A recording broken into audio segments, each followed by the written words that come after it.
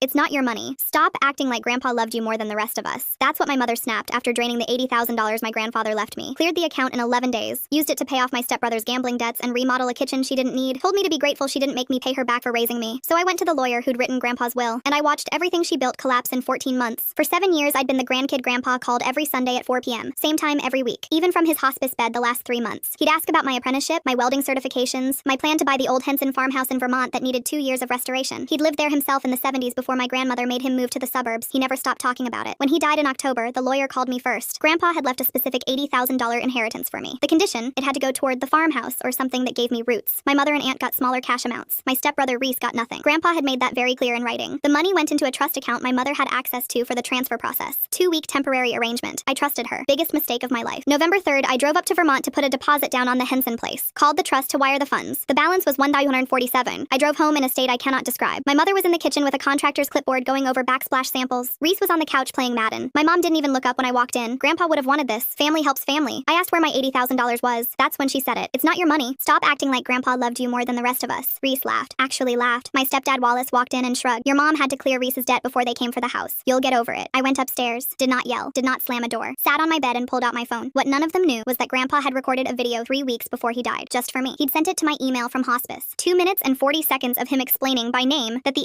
$80,000 was mine. That it was meant for the farmhouse. That he did not want it touched by your mother or that man she married. His exact words. Time-stamped. Witnessed by his hospice nurse on camera. The next morning I drove to Grandpa's lawyer with the video on a flash drive. He watched it twice. Then he picked up the phone. By Wednesday, civil suit for breach of fiduciary duty was filed against my mother as trust executor. By Friday, criminal charges for embezzlement of a deceased estate. Felony in our state because the trust was over $50,000. I never spoke to her again. The calls came in waves. I let them go. Then I called the bank holding Wallace's contractor loan and asked about borrower fraud reporting. Turns out Wallace had listed estate assets on his loan application. The bank called the FBI's white-collar division. Within 3 weeks, Wallace was being investigated for federal bank fraud. Reese, scared he'd be implicated through the debt payoff trail, gave a sworn statement against my mother to reduce his own exposure. He sold her out in 11 minutes flat. The lawyer said he'd never seen a witness flip that fast. 8 months in, my mother pleaded guilty to embezzlement of a deceased estate. 24 months. Permanent felony conviction. Wallace took a plea on bank fraud. 14 months federal. Reese's cooperation turned out worthless when the IRS came for the unreported gambling income. He's worked